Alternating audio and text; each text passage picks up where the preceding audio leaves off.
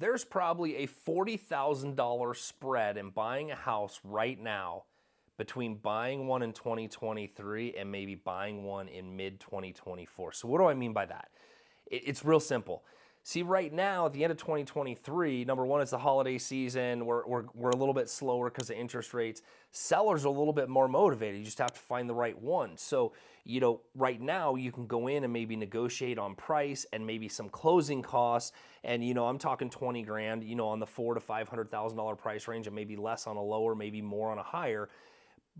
But it's still one of those pieces where you, the buyer, are a little bit more in the driver's seat than you were during COVID. And if any of you remember that, the sellers were completely driving the bus and the buyers just had to hang on for dear life and hope they had enough cash from their piggy bank to scrape up to have enough money to overbid on a house. And I'm not overpay, overbid, right? There's a difference. So here's what's going to happen is right now you might have some negotiation. Well, not you might, you do have some negotiating power, right? We just sold a house yesterday that's been on the market for, 45 days. It was listed at $395. We finally get a contract on it and the seller's like, hey, let's try to make this work because I don't want to lose the buyer. We ended up negotiating from $395 to $385 and $5,000 in costs. Buyer got $15,000 off the price of the house and some closing costs included, right? Now, one step further on that, during the inspection period, that buyer may be able to ask for a few more things because the buyers kind of know they got the sellers by the nuts. And so maybe they get a little bit more repairs in that deal because there's nobody fighting over that house and the seller's a little bit more motivated to go ahead and go, hey, I want to go ahead and get rid of this. And if it costs me a couple $1,000s, that's what I want to do. So it could be about a $20,000 swing. Now, if you take that same house and we go into mid 2024 and that house goes on the market at $410 because all of a sudden the rates are lower, there's more buyers in that medium price range, and there's multiple offers on it and it gets bid up to $420, the spread is a lot different because the seller's probably not going to pay closing costs.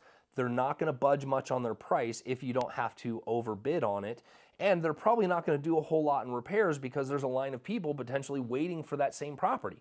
So if you buy in 2023 right now, even though your interest rate is higher, you have more power in the market. And you potentially, for a long-term play and a long-term strategy, you are looking at potentially saving like 50 grand. Now let's take this in perspective. Somebody that bought prior to COVID, right? We have no idea what's going to happen in 2024, but let's go back to prior to COVID.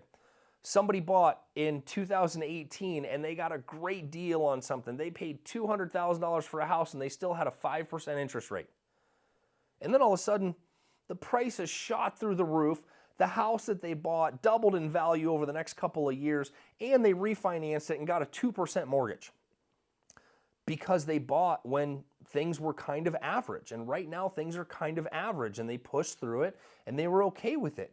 So it's all about being at the right time at the right place. And right now as a buyer, it is the right time in the right place because one thing you can never change is the price you pay for the house and the negotiations you have. The rates will always change. So just keep that in mind. If you're sitting on the sidelines, you have more power as a buyer at the end of 2023 and into the beginning of 2024 than you will going forward when the interest rates start to move.